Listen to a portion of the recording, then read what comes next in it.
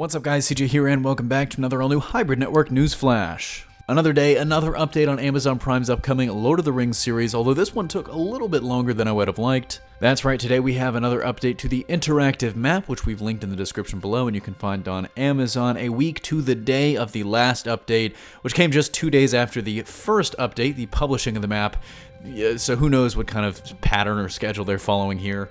And while the first released map was just sort of a blank slate, albeit with some recognizable mountains, forests, and seas drawn in, the second map released kind of penciled in the blanks a little bit, adding some region names from Lindon to Eriador to Mordor and Rhûn and more. And yes, this third map has penciled it in a little bit further, filling in more of the blanks with some sub-region specific areas and a couple that are going to be really recognizable to you Lord of the Rings fans. First and foremost, for those of you curious, this update did continue the Ringverse, which began with the first release saying 3 for the Elven Kings Under the Sky, continued in the second with 7 for the Dwarf Lords and their Halls of Stone, and this third one, aptly, is captioned 9 for Mortal Men Doomed to Die. As we all know, the continuation of that is going to be 1 for the Dark Lord on his Dark Throne in the land of Mordor where the shadows lie, 1 ring to rule them all, 1 ring to find them, 1 ring to bring them all, and in the darkness bind them. So the next iteration of the map potentially is going to be even more interesting, but this one actually gives us a lot of new information, specifically kind of narrowing down the setting and confirming some things that we had guessed from the first 2 maps released. As I mentioned in the beginning of the video, we did get some brand new subregions penciled in on this map, all of them from the west of the Rovanion, kind of confirming that the action in this new series is more than likely going to take place where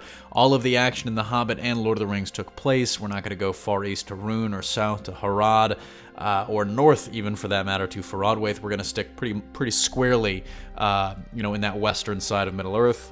And there were 7 things added to this map, but a couple of them are bigger than others. First and foremost, in Lindon, we got the 2 regions of Lindon, Forlindon and Harlindon named. And those 2 regions are important because they make up the Kingdom of Lindon together, which was settled in and ruled over by the Sindarin elves after the fall of Beleriand.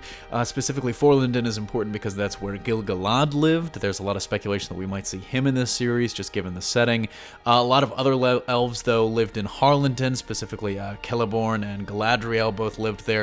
And speaking of those 2, that brings us to another major confirmation on this map. Right smack in the middle, you kind of probably have to zoom in to see it right below the Rovanion, Lorelin which should sound familiar to you fans of Lord of the Rings because that goes on to be known as Lothlorien, the forest in which Galadriel lives.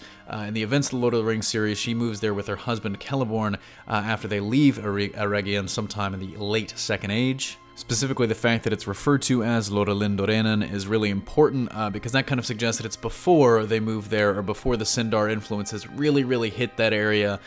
So the fact that it's still called its Sylvan Elven name kind of suggesting even more at the time frame here.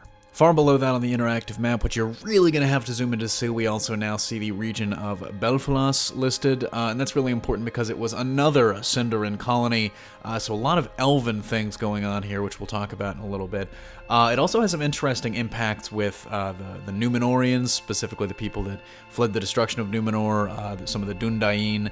The faithful eventually settle in Belfalas and end up ruling it, and they eventually become sort of a fief of Gondor. So where exactly in the Second Age it's set is going to be really interesting too. It'll have some interesting impacts on Belfalas, I should say. But the last things we see mentioned, you'll probably easily be able to see Minhiriath and Enidwaith, both kind of in the middle there, and then Ras Morthiel way in the bottom. We'll talk about that in just a sec, but these 2 first regions were sort of lush forested areas the Sindarin came into and heavily deforested. They got into some massive conflicts with the people that had originally settled there.